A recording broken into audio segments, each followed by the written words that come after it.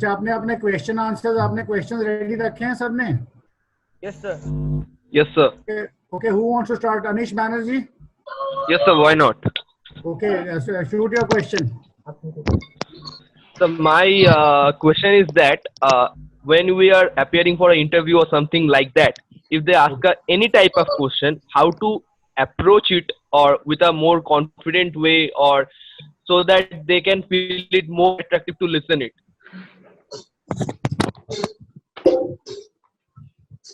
So what is the question? So 1 minute.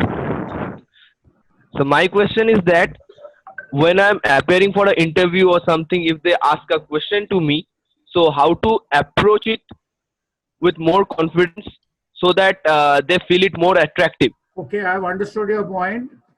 Just tell me one thing. Did you attend the previous 3 sessions which I had on Zoom? No, I attended only the first one.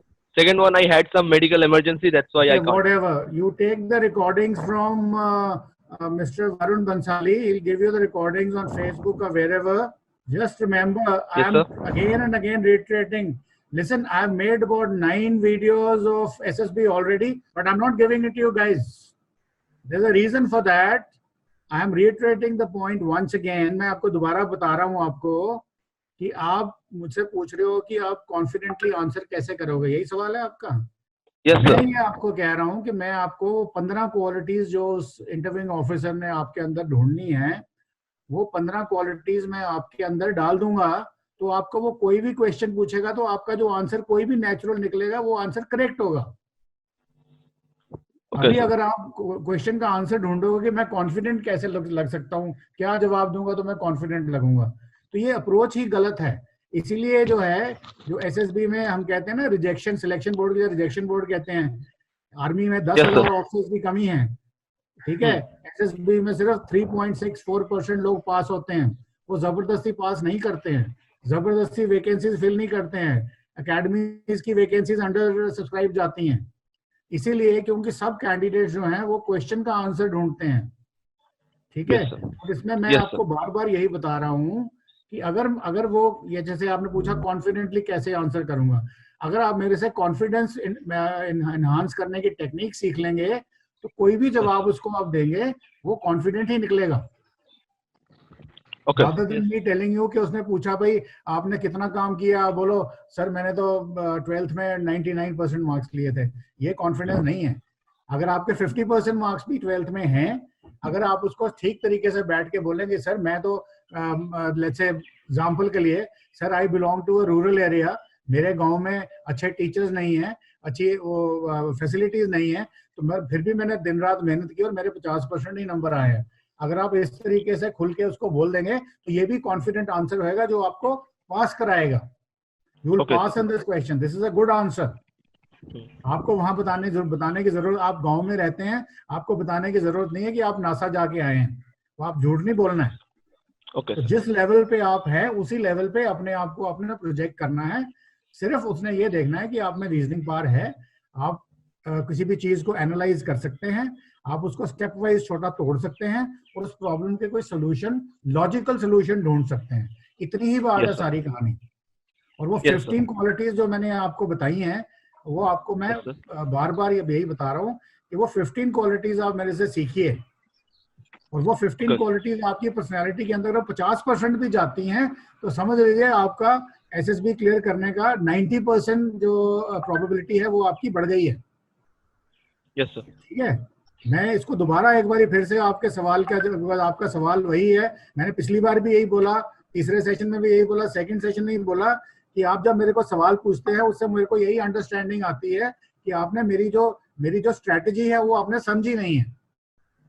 आप जो सारे hundreds and thousands 100% जो बच्चे question का answer ढूंढते हैं exam में पास करने के लिए या इंटरव्यू पास करने के लिए, आप भी वही क्वेश्चन का आंसर ढूंढ रहे हो। मैं ये कह रहा हूँ कि वो 15 क्वालिटीज जो एसएसबी वाला ढूंढ रहा है, वैसे ज्यादा भी हैं, और वो कम से कम 15 को अपने अंदर डालने, वो कैसे डालनी है वो मैं करवाऊंगा आपसे, उसकी आपको चिंता करने की जरूरत नहीं है।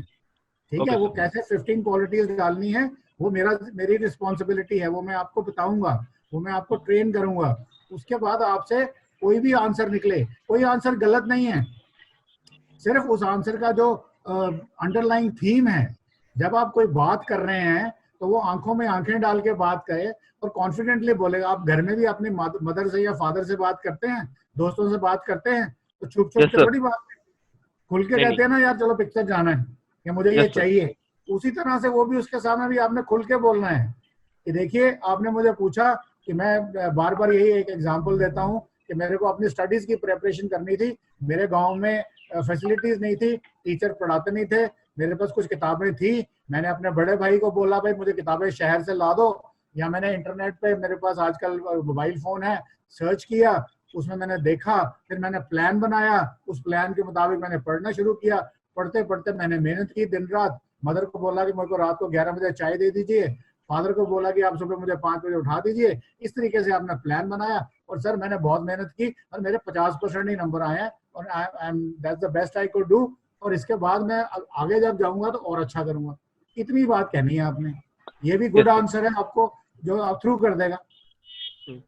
Yes sir. बात समझ में आई? तो यस इसी सर। तरह से 15 क्वालिटीज हैं और 3 आदमी हैं आपको असेस करने वाले, तो 15 into 3 45 हो गया। तो 45 टाइम्स आपके ऊपर ये ग्राइंड आ रही है। तो 45 टाइम्स में प्रेशर्स हैं, टाइम के भी प्रेशर्स हैं, आपको वो मुश्किल सिचुएशन में भी डालेगा, बहुत सारा दिमाग में एंजाइटी डालेगा, दिमाग में टाइम का प्रेशर डालेगा। तो आप में से कभी ना कभी अगर आपने ये क्वालिटीज अपने अंदर नहीं रखी हुई हैं तो वो झूठ कहीं ना कहीं एक्सपोज हो जाएगा। मैंने आपको Yes, बोला sir. था ना कि अगर आप एक झूठ बोलते हो तो उसको ऊपर। छुपाने के लिए 100 झूठ और बोलने पड़ते हैं, मगर Yes, अगर sir. सच बोला है तो वो तो सच ही रहेगा, कभी भी कोई भी बात कर ले। तो वही नॉलेज Yes, sir. यहाँ पे भी लगती है। अगर वो क्वालिटीज आपने इम्बाइब कर ली हैं तो उसके बाद आपको ये सवाल का जवाब ढूंढने की जरूरत नहीं है, वो आपके माइंड से जो भी निकलेगा वही जवाब है और वो Yes, sir. सही जवाब है। Yes, sir. तो Thank इसलिए you, जब sir. मैं बात करता हूँ तो आप ये 15 क्वालिटीज आपको मालूम है कौन कौन सी हैं? फैक्टर 1 2 3 4 इसको बताएं Yes, sir. I know. या tell me which is factor 1। The factor one is planning and cooperation, organization, and second one is social adjustment to be more confident, and factor factor three I think factor I think okay all of you social write it down. Okay hold it Sreejith social साहब dynamics. आप बताइए। Okay Sreejith बताइए, sir पहला वाला कर्मवाचा।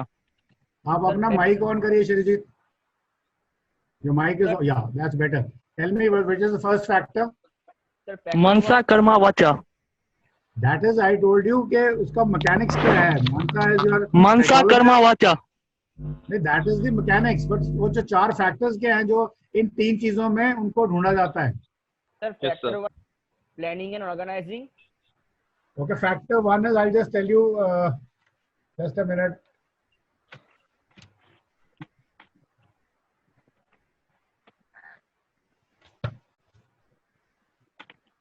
Okay, factor 1 is your planning and intelligence. Organizing उसमें आएगी आपकी reasoning ability. Organising ability. लिखते चलो इसको, reasoning ability, then is your organizing ability, power of expression. then is your power of expression. This is factor 1.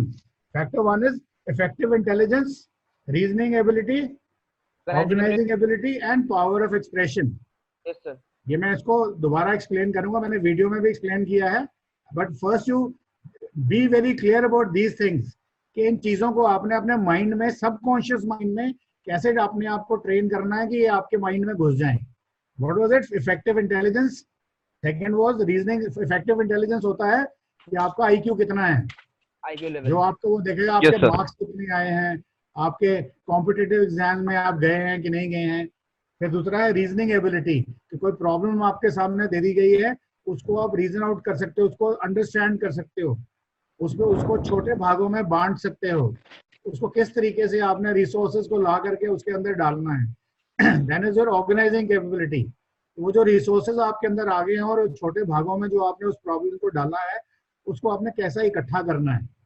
और फिर है power of expression, कि ये सब चीजें जब आपने रिसोर्स भी इकट्ठा कर लिया, प्लानिंग भी कर ली, अब उसको आपने उसको करने के लिए जो आपका अपने मदर को बोलना है कि मेरे को 11 बजे चाय चाहिए, फादर को बोलना है कि मुझे सुबह 5 बजे उठा देना, भाई को बोलना है भाई शहर जा रहे हो तो फलाने ऑथर की फिजिक्स की किताब ले आना, मेरा एग्जाम है, तो इन चीजों को बताना भी है ना। तो factor one is all these four qualities. First Planning one and- was Yes, sir. intelligence. Intelligence. Second is your reasoning ability, means कि आप उसको प्रॉब्लम को कैसे समझ के तोड़ सकते हो. And Third then one is is your organizing capability. organizing capability. Organizing.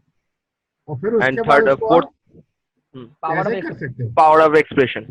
Okay, the second one was, second factor is social adaptability. Social adjustment, error. Adjustment. Okay, उसमें social adaptability है. cooperation आप है, कैसे अपने आप को adapt करते हो Cooperation. किसी भी सिचुएशन में. आप कहीं जाते हो तो आप आउट ऑफ प्लेस नहीं फील करते. और फिर कोऑपरेशन कैसे करते हो उस ग्रुप में लोगों के साथ. और फिर उसके बाद अपनी सेंस ऑफ रिस्पॉन्सिबिलिटी कैसे दिखाते हो. Factor 2 is what is the first one. Sir social adjustment में है, social adaptability, then cooperation and then and sensibility. Finally sense of responsibility. Okay, what is factor 3. सोशलनेस.